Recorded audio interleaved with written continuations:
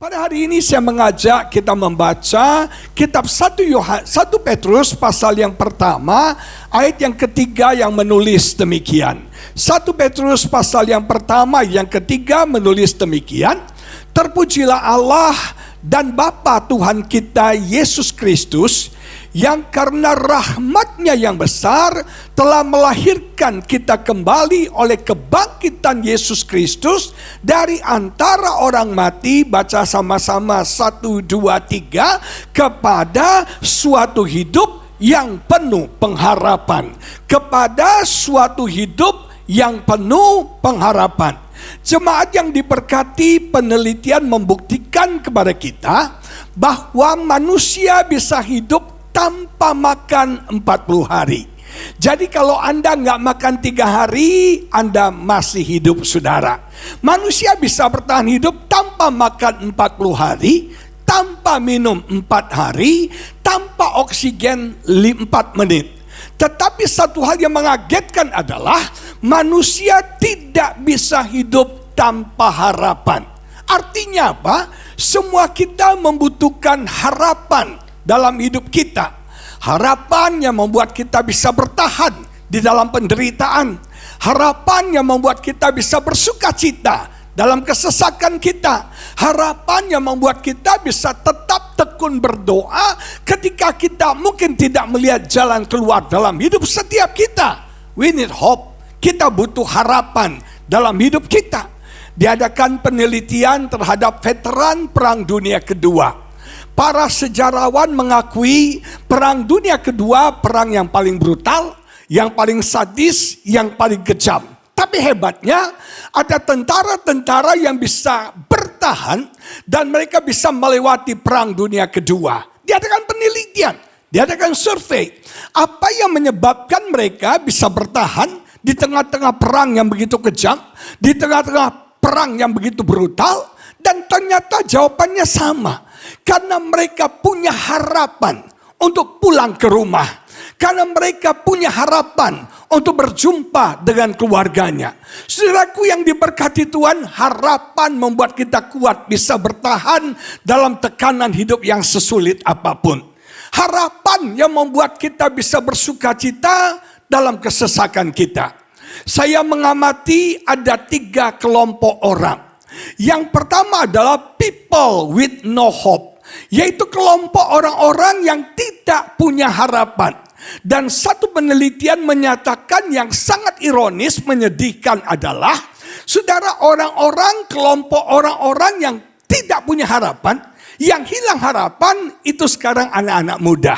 Yang kita sebut dengan Gen Z, yang kita sebut dengan generasi strawberry. Sekarang saudara, anak-anak muda gampang sekali dibully, bunuh diri. Gampang sekali frustrasi, gampang sekali hilang harapan. Anak-anak Gen Z, saudara. Dan saya melihat mental Gen Z itu beda sama mental generasi kami, saudara.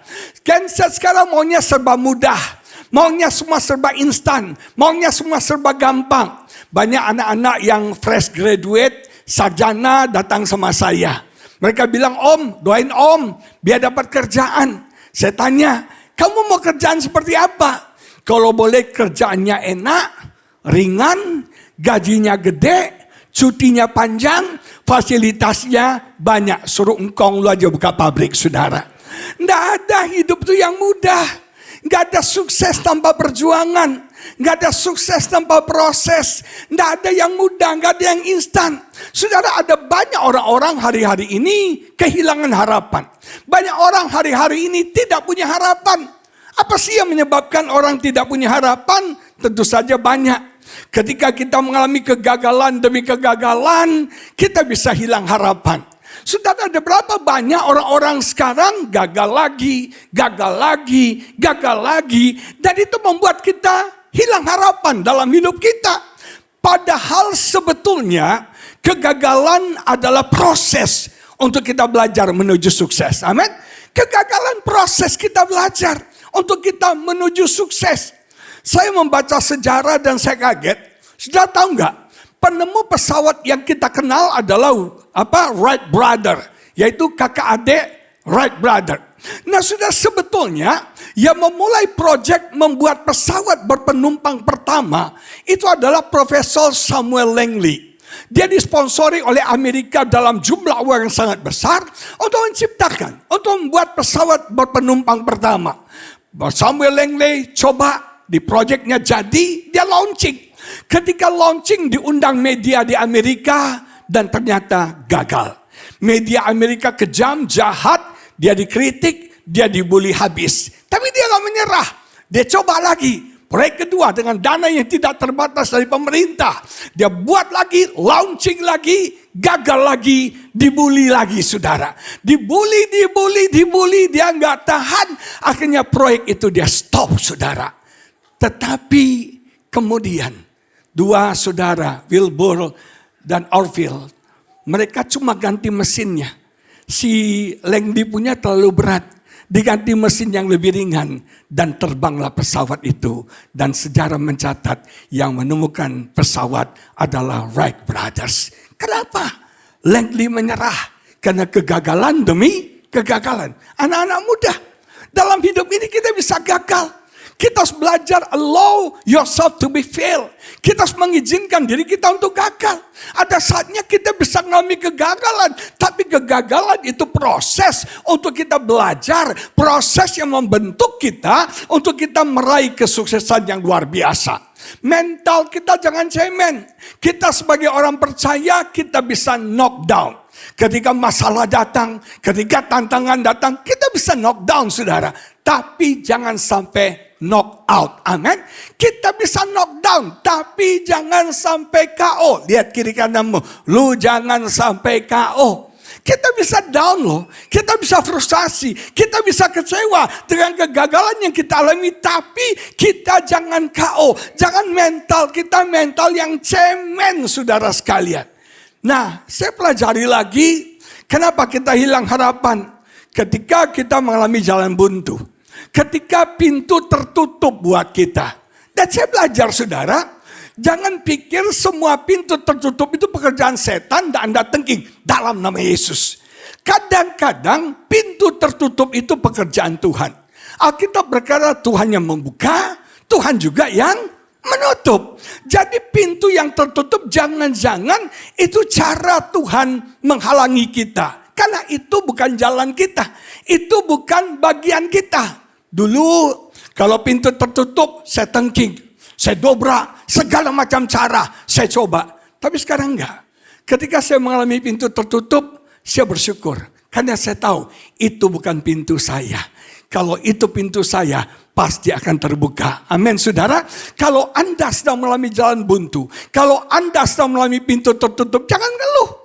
Jangan marah, jangan sakit hati, jangan kecewa, jangan frustrasi, jangan hilang harapan, bersyukur saudara. Karena percayalah yang jadi pintumu akan terbuka buat setiap kita. Ponakan istri saya, satu hari kita ketemu makan, sedih banget mukanya. Terus saya tanya, kenapa kamu sedih? Rupanya dia gagal saudara. Dia mengajukan lamaran untuk mendapat beasiswa. Menteri Pendidikan membuat beasiswa singkat 3 bulan untuk mahasiswa Indonesia belajar ke luar negeri. Dia mengajukan untuk bisa dapat beasiswa ke Melbourne University. Salah satu yang terkenal di Australia. Dia mengajukan, sudah diajukan semuanya. Tes pertama lulus, tes kedua lulus, tes ketiga lulus, tes lulus. Tes terakhir itu interview. Dan di tes terakhir itu dia dinyatakan gagal. Dia frustasi. Bukan karena dia gagal. Karena dia punya teman yang dia anggap lebih nggak berprestasi. Yang dia anggap lebih bodoh dari dia. Yang waktu temannya ini saudara untuk bisa tes itu dibantu si ponakan ini. Ternyata anak ini tembus ke UK, ke London saudara. Jadi tambah frustasi dia. Kok teman saya yang di bawah saya kok bisa tembus? Saya kok nggak dapat. Jadi dia merasa kok Tuhan nggak adil sama dia. Kok Tuhan pilih kasih sama dia. Kenapa Tuhan? Kenapa? Saya nggak dapat. Waktu dia ketemu saya bilang, bagi Tuhan tidak ada mustahil. Kamu harus mengerti dengan konsep kasih karunia. Kasih karunia itu nggak layak, nggak pantas, tapi diberkati. Teman kamu mendapat kasih karunia, itu namanya favor. Terus saya bilang, udah kamu nggak usah menyerah. Kalau satu pintu tertutup, percaya pintu kamu akan dibuka oleh Tuhan. Jangan menyerah dong, jangan frustasi, jangan sedih. Coba lagi. Dia bilang, oke om, saya akan coba di New York University. Waktu dia bilang New York University, saya ketawa dalam hati saya. Melbourne aja lu gak gol, Melbourne aja gak masuk, sekarang New York lebih susah lagi. Dalam hati saya gak mungkin coy. Tapi gak mungkin, saya bilang gak mungkin sama dia. Saya bilang tetap semangat, kalau itu pintu buat kamu, Tuhan pasti buka. Dan luar biasa. Beberapa minggu kemudian kita ketemu di Living Word di mall ini. Dia peluk isi saya. Dia bilang, anti, saya diterima. Saya dapat beasiswa di New York University. Saya mau beritahu saudara. Saya bilang sama dia, bagian kamu bukan Melbourne. Bagian kamu New York. Yang lebih baik, Tuhan tutup Melbourne supaya kamu bisa diterima di New York. Tuhan tutup pintu ini karena ada pintu yang lebih baik. Tuhan buka buat setiap kita. Nama Tuhan dipermuliakan. Amin. Saudara yang diberkati, kalau pintu tertutup, jangan coba dobrak. Itu bukan pintumu. Yang namanya pintumu akan terbuka buat engkau. Dan Tuhan selalu berikan yang terbaik buat setiap kita. Anak-anak muda, kalau cowokmu putusin engkau hari ini. Kalau cewekmu bilang UIN. Saudara jangan frustrasi. Yang lebih baik Tuhan berikan buat Anda. Amin. Mungkin dia bukan jodohmu. Dia mungkin bukan yang terbaik. Yang terbaik Tuhan akan berikan bagi setiap kita. Yang percaya katakan amin. Amin. Nah saudara, saya belajar lagi. Kenapa orang bisa hilang harapan? Kita hilang harapan ketika mungkin kita mengalami kemustahilan dalam hidup kita. Kita sedang dihadapkan dalam satu keadaan yang mustahil untuk dihadapi. Yang mustahil ada jalan keluar. Yang mustahil ada solusi. Nah, sebetulnya kemustahilan adalah kesempatan untuk kita stretching iman kita. Kemustahilan adalah kesempatan untuk kita push iman kita. Kita maksimalkan iman kita. Dan kalau kau punya iman yang cukup, kau akan melihat kemuliaan Tuhan dinyatakan dalam hidupmu, saudara. Seringkali saya belajar. Kenapa kita dipojokkan Tuhan? Sepertinya dipojokkan Tuhan dalam satu keadaan yang mustahil.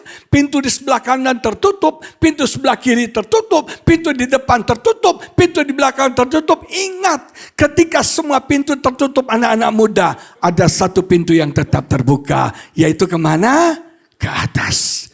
Berseru kepada Tuhan. Datang sama Tuhan, minta tolong sama Tuhan, rendahkan hatimu, percaya Tuhan akan bekerja dalam hidup setiap kita. Saudara, saya mengalami banyak hal yang mungkin mustahil.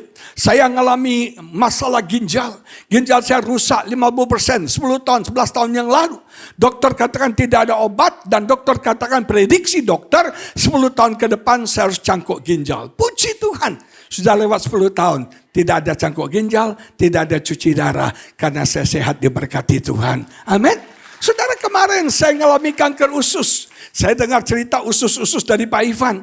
Saya yang kena, saudara. Saya kena kanker usus, saya sempat frustasi. Saya bilang, Tuhan ini selesai deh. Tapi luar biasa, bagi Tuhan tidak ada yang mustahil. Stretching iman, suami istri. Kita hanya bisa nangis, menjerit, minta tolong sama Tuhan. Dan saya belajar, saudara. Semua jalan tertutup. Kemustahilan kita alami. Karena kita punya Tuhan. Bagi dia tidak ada yang mustahil. Bisa bekerja dalam hidup setiap kita.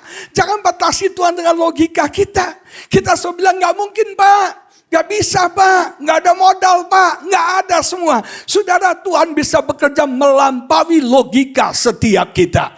Logika bilang gini, lihat dulu baru percaya. Iman bilang percaya maka kamu akan melihat. Amin saudara. Saudara, mukjizat terjadi melampaui pengetahuan kita. Orang sekarang pakai namanya saintisisme. Semuanya ilmu pengetahuan. Semuanya dihitung dengan pengetahuan. Semuanya itu dengan pengetahuan. Saya mau beritahu, Tuhan bekerja melampaui ilmu pengetahuan manusia. Itu yang namanya mukjizat. Nah, jemaat yang diberkati, stretching imanmu. Ketika kau mengalami kemustahilan, karena Alkitab berkata, bagi Tuhan tidak ada yang mustahil. Tapi ayat itu nggak titik sampai di situ. Dikatakan bagi orang yang percaya kepada Tuhan, tidak ada yang mustahil. Lihat kiri kananmu bilang, kalau kamu percaya, Bagi kamu tidak ada mustahil. Kok nggak ada yang ngomong ya? Ini penting sudah. Karena Alkitab bilang satu pernyataan di depan 2-3 saksi itu sah. Kita mau akui hari ini. Sepakat kalau kamu percaya bagimu tidak ada yang mustahil. Kalau kamu percaya bagimu tidak ada yang mustahil. Atau mungkin saudara, kita bisa hilang harapan ketika kita tidak melihat perubahan yang signifikan terjadi dalam hidup kita. Keadaan kita tidak membaik, keadaan kita semakin memburuk, tidak ada perubahan terjadi dalam rumah tangga kita. Kita bilang, sudahlah, saya nggak punya harapan lagi tuh suami saya. Ya sudahlah, memang sudah bagiannya di neraka kali ya. Nah sudah diberkati, jangan hilang harapan. Jangan hilang harapan ketika kita tidak melihat perubahan yang signifikan terjadi. Saya belajar dari wanita pendarahan. Alkitab berkata dia pendarahan 12 tahun. Saudara tahu nggak, wanita ini mengalami masalah multidimensi. Dia tidak cuma sakit, kemudian dia berobat saudara. Tahukah saudara, pengobatannya dia itu membuat dia tambah sakit. Sudah pernah tahu orang di kemo? Sudah tahu nggak, di kemo itu orang sakit kanker nih, sudah sakit. Di kemo tuh sakit loh sudah, dimasukin racun. Setelah saya operasi usus selesai, waktu itu teman-teman bilang gini, Pak, walaupun sudah bagus, tanya dokter, minta kemo aja. Jadi karena nasihat teman-teman, saya ketemu dokter. Dok, apa boleh di kemo? Dokter bilang, goblok kamu kata dokter. Kok minta di kemo? Kemo itu sudah mahal, itu racun, menyakitkan tubuh kamu. Kamu gak perlu di kemo. Kamu sudah sembuh, sudah sehat kata dokter. Saya mau beritahu saudara, ini wanita pendarahan. Ini kalau Anda pelajari bahasa Inggrisnya, the flood of blood. Jadi bukan cuma flag, tapi flood apa tuh? Air mancur, banjir darah itu keluar terus 12 tahun. Oksigen pasti kurang, dia lemas, sakitnya minta ampun, diobati membuat dia tambah sakit. Bukan cuma secara fisik dia sakit, secara keuangan dia punya masalah. Uangnya sudah habis untuk berobat, tapi keadaannya tidak semakin membaik. Tahukah saudara, secara sosial dia punya masalah. Orang yang pendarahan dianggap najis, kotor. Apapun yang dia pegang itu najis. Jadi dia pegang meja jadi najis. Dia pegang orang jadi najis. Gak ada orang yang mau dekat sama dia. Gak ada orang yang mau bergaul sama dia. Kalau tersentuh dia langsung najis. Dan saudara tahu upacara pendahirannya panjang dan repot banget. Jadi dia terbuang, dia tertolak. Saudara, tidak ada yang menginginkan wanita itu. Sudah diberkati, dia juga mengalami masalah spiritual. Tapi luar biasa, walaupun keadaannya memburuk, walaupun masalahnya multidimensi, wanita itu tidak hilang harapan. Dia berharap, dia bilang gini, asal saja kujama jubahnya, maka aku akan sembuh. Dia punya harapan untuk sembuh. Orang bilang, hidupmu gak ada harapan lagi. Aku gak punya masa depan lagi. Saudara, saya mau beritahu, di dalam Yesus kita punya harapan. Kita tidak punya madesu, kita madece. Kita bukan masa depan suram, kita punya masa depan cerah. Yang sepakat katakan amin. Lihat kiri kananmu bilang, bukan madesu, tapi madece. Kita ini madece. Kita bukan masa depan suram, kita masa depan yang cerah. Dan Alkitab berkata, pengharapan wanita ini dalam Yesus tidak mengecewakan. Akhirnya dia disembuhkan. Bahkan yang luar biasa, dia tidak cuma disembuhkan, dia juga diselamatkan. Siapa yang percaya Tuhan bisa memberkati kita melebihi, melampaui apa yang kita harapkan. Amin. Tuhan tidak cuma bisa berikan apa yang Anda harapkan, tapi Tuhan bisa memberikan melampaui, melebihi apa yang Anda harapkan. Kelompok yang kedua adalah people with false hope. Orang punya harapan, tapi harapannya salah. Dia berharap pada hal yang salah. Dia berharap pada sumber yang salah. Kita mengharapkan hal yang salah. Saudara, saya punya teman waktu saya ulang tahun ke-50. Dia itu telepon saya di Bali waktu itu. Dia bilang, bro, happy birthday. Oh, you are a good friend of me, the best friend. Aku mengucapkan selamat ulang tahun. Karena ini ulang tahun ke-50mu, saya mau kasih kado buat kamu. Dia janji loh saudara. Saya nggak minta, dia yang berjanji. Jadi waktu saya pulang Jakarta, saya berpikir ntar lagi pasti ketemu dia, dikasih kado. Nggak lama, seminggu kemudian kita ketemu pelayanan sama. Dalam hati saya, ntar gua ketemu dia. Face to face nih, ketemu. Pasti dia kasih kado. Ternyata saudara, waktu ketemu, tidak ada kado. Bahkan sampai hari ini, tidak ada kadonya. Jadi saya bilang sama istri saya, tuh orang janji PHP ya, pemberi harapan palsu. Janji palsu dia, kau yang berjanji, kau yang mengingkari. Nah istri saya bilang gini, kamu itu orang sanguin, berjanji dipegang. Orang sanguin kalau berjanji jangan dimasukin hati. Anda pasti kecewa. Tapi kalau orang kolerik berjanji, orang kolerik itu saklek. Dia jarang janji. Kalau Anda janji sama orang kolerik jam 9 pagi, setengah 9 dia udah standby sudah. Itu orang kolerik. Kalau Anda janji sama orang sanguin jam 9 pagi, seminggu kemudian baru dia datang. Karena dia baru ingat saudara. Nah cepat yang diberkati. Kita berharap pada sumber yang salah. Betul nggak? Kita berharap pada sumber yang salah. Makanya kita kecewa. Punya harapan. Tapi harapan kita sumbernya salah. Kita berharap pada uang kita. Kita berharap pada kekuasaan kita. Kita berharap pada jabatan kita. Kita berharap pada deposito kita. Semuanya sementara. Semuanya fana, saudara, amin. Yang namanya kekayaan bisa hilang. Yang namanya popularitas bisa sirna. Berharap pada sumber yang kekal. Yaitu di dalam Yesus Kristus Tuhan kita. Amin. Atau Anda berharap hal yang salah. Banyak orang berharap gini. Jadi orang Kristen kita akan kaya semuanya. Betul gak? Orang punya harapan jadi orang Kristen kaya. Tuhan gak pernah janjikan kaya loh. Tuhan gak pernah janjikan langit selalu biru loh. Tuhan gak pernah janjikan semuanya indah dalam hidup Anda. Enggak. Tapi Tuhan katakan, ikut aku kamu akan menderita. Siap?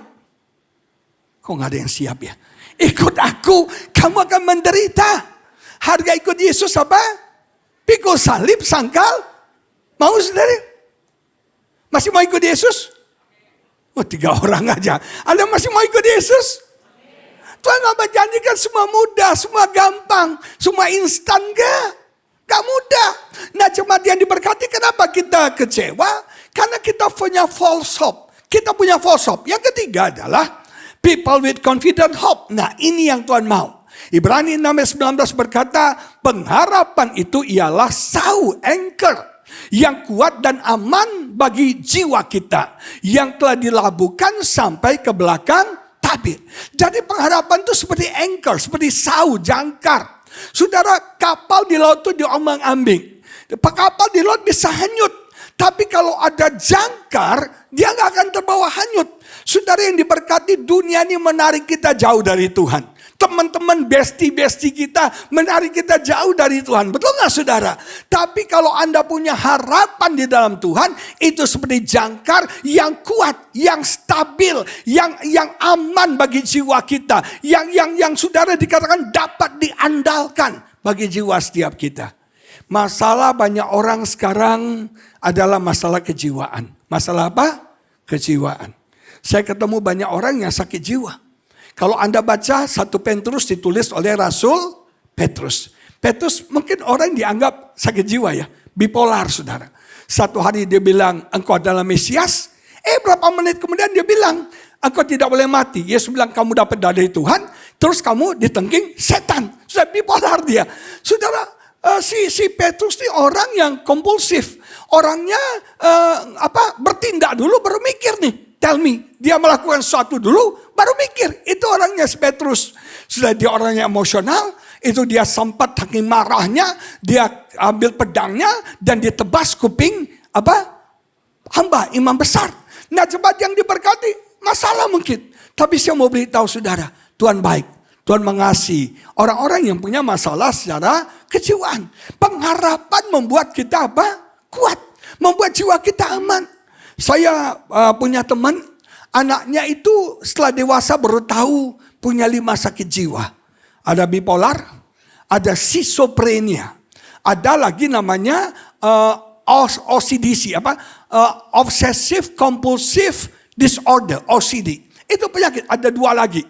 Saya diberkati hari-hari ini banyak orang punya masalah kejiwaan. Kejiwaan, orang Kristen, di gereja, Jemaat NDC mungkin. Nah, kalau orang OCD itu obsessive compulsive disorder, itu melakukan satu hal terus-menerus, cenderungnya ulang-ulang. Dia cuci tangan bisa 278 kali supaya bersih. Dia itu saudara, saya punya teman ya, OCD itu dia susun bulpen. Bulpennya tuh disusun rapi, pipi banget. Kalau Anda ambil satu, dia harus susun ulang berdasarkan SOP-nya. Biru dulu, itu ada orang kayak gitu. Saudara, saya punya teman orang kaya. Hobinya setiap malam cuci sendal jepit. Dibersihkan, disikat bersih banget. Makanya orang OCD kalau jadi cleaning service itu excellent banget saudara. Semua rapi, SOP, bersih semuanya. Benar. Nah ini OCD, jadi dia nggak bisa mandi di kamar mandinya. Kenapa? Kalau dia mandi di kamar mandinya kan basah tuh, kotor kan? Dan untuk membersihkannya perlu setengah hari saudara. Dikembalikan pada SOP-nya. Saya bayangin, kayak gitu banyak orang kayak gitu. Istri saya mulai OCD juga sekarang. Ya, dikit-dikit kompor. Takut sekali sama kompor. Nah coba diberkati. Ada teman saya schizophrenia. Satu hari dia ke gereja, jidatnya bengkak berdarah. Ditanya dong, Ci, kenapa jidat lu bengkak berdarah? Kemarin Lucifer terbang depan gua. Dia nemplok di jidat gua hajar dia. Saya punya temen nih, anaknya ini mulai halusinasi. Mulai dengar bangku bicara. Mulai dengar ada sebuah ngomong. Satu hari dia setir mobil terus ada suara bilang ini, tabrak orang depan kamu. Tabrak orang depan kamu. Sudah tanpa pikir-pikir dia tabrak orang depannya. Untung gak mati saudara. Aduh, makanya hati-hati di gereja. Jangan duduk sebelah orang yang OCD loh saudara. Tiba-tiba dia tabok Anda saudara. Kenapa lu tabok gua? Ada suara bilang tabok orang kananmu. Tabok orang kananmu. Tabok orang kananmu. Nah jemaatnya diberkati. Pengharapan membuat jiwa kita aman. Pengharapan buat jiwa kita tenang, amin. Mungkin 2025 Anda takut. Mungkin 2025 Anda cemas. Mungkin 2025 Anda khawatir. Mungkin 2025 Anda rasanya keadaan tidak menentu. Tapi kalau kita punya pengharapan, jiwa kita akan aman. Jiwa kita akan tenang. Nama Tuhan dipermuliakan, amin. Lihat kiri kanan bilang tenang coy. Tenang bro, tenang sis. Amin. Pengharapan itu seperti ankle, seperti sau. Dikatakan it cannot sleep. Dia nggak bisa terpeleset, kita nggak akan terpeleset. It cannot break down, kita nggak akan hancur saudara. Di bawah tekanan sehebat apapun. Orang yang punya harapan, dia akan kuat. Amin saudara. Nah kalau kita bicara harapan ada 3 level. Level pertama dari harapan adalah wish. Apa? Wish, semua bilang apa? Wish, wish itu keinginan. Semua orang punya keinginan, betul? Anda punya keinginan apa 2025? Semua orang punya wish, punya keinginan. Saya punya teman, lihat Wuling, pingin Wuling. Lihat BYD, pingin BYD. Lihat apa? Ioniq, pingin Ioniq. Lihat orangnya Alphard, pingin Alphard. Semua dia mau. Kita tuh kayak Doraemon. Aku ingin begini, aku ingin begitu, ingin ini itu. Wish. Salah gak punya wish? Gak salah. Tapi bisa terjadi, bisa enggak. Anda ketemu teman Anda ulang tahun, Anda bilang apa? I wish you happy birthday. Saya mau nanya nih, Anda benar-benar gak mengharapkan dia bahagia? Umur panjang? Enggak juga kadang-kadang ya. Udah kebiasaan umur panjang bro, sehat ya bro. Anda gak benar-benar mengharapkan. Wish. Yang kedua level lebih tinggi namanya ekspektasi. Ekspektasi itu kita punya keinginan dan kita mengharapkan. Kita punya keinginan, kita mengharapkan. Saya tinggal di Alam Sutra. Tapi saya nggak kasih tahu klasternya di mana. Nah saya diberkati Tuhan. Waktu di Alam Sutra kan taman banyak ya. Banyak orang tetangga saya ada pohon nangka, pohon mangga. Nah waktu itu saya masih ingat di mall ini. Waktu baru buka setiap orang belanja tukar struknya pakai pohon. Jadi kami dapat pohon mangga dari Mall Living Word yang tercinta ini. Ditanam di rumah. Waktu ditanam di rumah saya punya keinginan buah mangga ini akan berbuah. Saya mengharapkan mangga ini berbuah. Saya kasih pupuk, saya siram setiap hari supaya dia berbuah. Ternyata mangganya tidak berbuah saudara. Sampai Tuhan Yesus datang gak ada buahnya itu. Saya juga gak tahu kenapa. Mungkin kata teman saya ini mangga banci. Rupanya mangga ada yang banci juga ya. Nah cepatnya dia berkata gak ada buahnya. Sampai akhirnya saya tebang aja gak ada gunanya di pohon mangga. Nah namanya ekspektasi. Ekspektasi Anda, istri Anda hamil. Anda expect dong punya anak perempuan. Ternyata yang lahir perempuan, puji Tuhan. Tapi seringkali yang lahir berbeda. Nah coba yang diberkati itu namanya ekspektasi. Yang ketiga namanya adalah saya sebut dengan confident hope. Yaitu harapan yang yakin. Karena di sini ada keinginan, ditambah ekspektasi, ditambah confident of fulfillment. Artinya kita nggak cuma berharap, beringinkan. Kita mengexpect itu, kita menantikan itu dan kita yakin itu pasti terjadi. Nah, inilah yang luar biasa. Kalau kita bicara harapan yang benar, dalam harapan harus ada iman. Dengar, kalau kita bicara pengharapan yang benar, dalam harapan harus ada yang namanya iman. Kenapa? Karena saudara dalam proses apa yang kita harapkan terjadi, ada prosesnya. Proses yang pertama lahirnya harapan. Kita mulai berharap. Proses yang kedua matinya harapan. Harapan itu mati. Seperti misalnya Musa. Dia dapat harapan untuk jadi pemimpin besar. Tapi malah terdampar di Midian sebagai gembala kambing domba. Betul saudara? Mati harapannya. Tapi proses yang ketiga yaitu bangkitnya harapan. Dan proses yang keempat tergenapinya harapan. Nah dalam proses itulah dibutuhkan yang namanya iman. Musa, dia udah nggak harapin lagi jadi pemimpin besar. Sudah di Midian, nyaman dari gembala kambing domba. Musa mungkin sudah lupa harapannya. Tapi Tuhan gak pernah lupakan janjinya. Dan Tuhan bangkitkan kembali harapan Musa untuk jadi pemimpin besar bagi bangsa Israel. Dan akhirnya terjadi. Nah kalau kita bicara hidup Kristen, esensi hidup Kristen itu ada 3. 1 Korintus 13 ayat 13 katakan apa? Iman, pengharapan, dan kasih. Yang terbesar adalah kasih. Yang menarik perhatian saya, ternyata pengharapan itu di tengah. Pengharapan mengapit iman dan kasih. Apa artinya? Pasti ada maksudnya. Saudara, kita tidak bisa punya iman tanpa harapan. Iman adalah dasar dari segala sesuatu yang kita jadi nggak ada iman kalau Anda nggak punya harapan. Makanya kita punya hidup penuh harapan. Harapkan orang tuamu bertobat. Harapkan keluargamu diselamatkan. Harapkan hidupmu diberkati. Harapkan masa depan yang cerah. Harapkan perubahan. Harapkan kesembuhan. Harapkan mukjizat terjadi dalam hidup setiap kita. Amin, sudah yang diberkati Tuhan. Harapkan. Tidak ada iman tanpa yang namanya harapan. Dan kasih akan menjadi sempurna karena ada harapan. Jadi saudara, kita ini harus punya harapan. Dan saya bersyukur hidup kita diubah, kita lahir baru. Kita diubahkan, spiritually transform untuk kita mengalami hidup yang penuh harapan. Banyak anak-anak muda hadir pada siang ini. Saya mau beritahu anak-anak muda, jangan sampai hilang harapan. Semua hal bisa hilang dalam hidupmu. Pacarmu bisa pergi meninggalkan engkau. Orang yang kau cintai bisa pergi meninggalkan engkau. Harta bisa hilang, semua bisa hilang. Tapi satu hal pesan Tuhan, jangan sampai hilang harapan. Kok matanya kedip-kedip ya? Jangan sampai hilang harapan. Lihat kiri kananmu, don't lose hope. Jangan sampai hilang harapan. Kita punya hidup yang penuh harapan. Dan saya belajar, apa yang saya harapkan, saya yakini itu terjadi. Saya bisa punya rumah di Alam Sutra, saya gak pernah harapkan. Saya tadi gak pernah bayangkan, bukan gak pernah harap, gak pernah bayangkan. Tapi saya berharap, istri saya bilang gini, sayang, waktu kami baru pindah ke Jakarta beberapa tahun, nasib kami kontraktor, tiap tahun pindah kontrak saudara. Istri saya bilang, minta rumah lah sama Tuhan.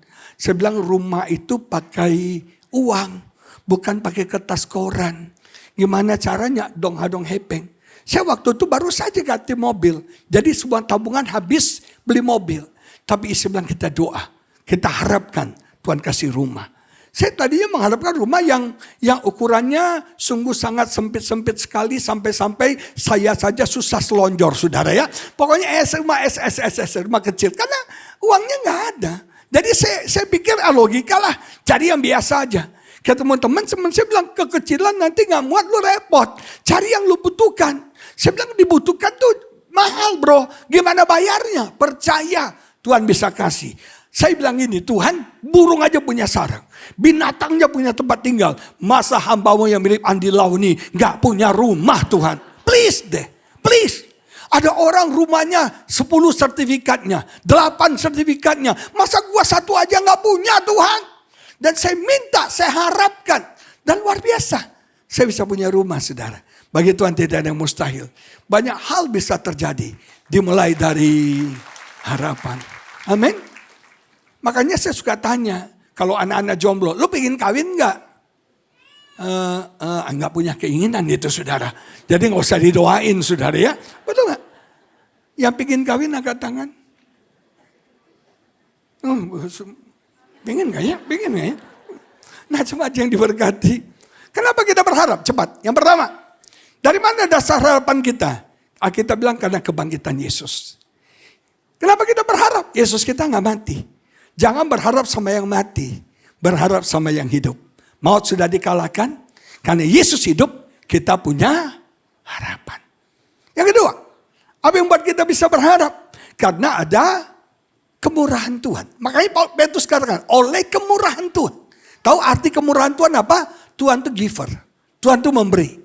Kalau kau berharap, percaya Tuhan bisa beri apa yang kau harapkan terjadi dalam hidupmu. Bahkan lebih dari yang kau harapkan.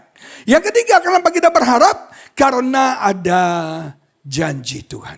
Terakhir ya, kita punya janji Tuhan banyak banget.